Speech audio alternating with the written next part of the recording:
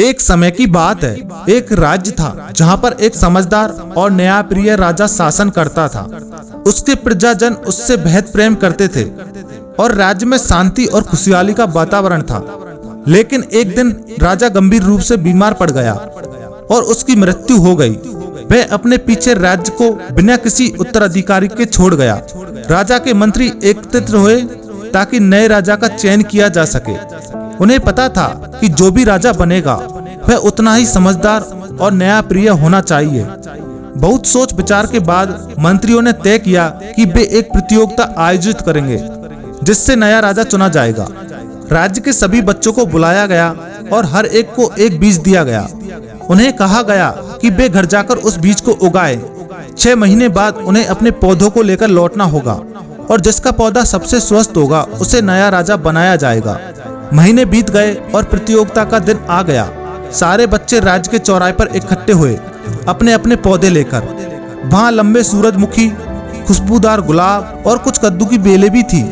लेकिन एक बच्चा सिर्फ एक खाली गमला लेकर आया था। बाकी बच्चे उस पर हंसने लगे, लेकिन सबके आश्चर्य के लिए मंत्री उस बच्चे का खाली गमला देखकर खुश दिख रहे थे।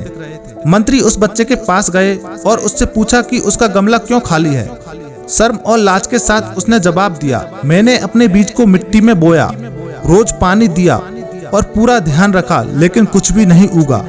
मंत्रियों ने मुस्कुराते हुए समझाया कि जो बीज उन्हें दिए थे वे सब उबाले हुए थे और उग नहीं सकते। यह ईमानदारी और सच्चाई की परीक्षा थी और वही अकेला बच्चा था जो इस परीक्षा में पास हुआ।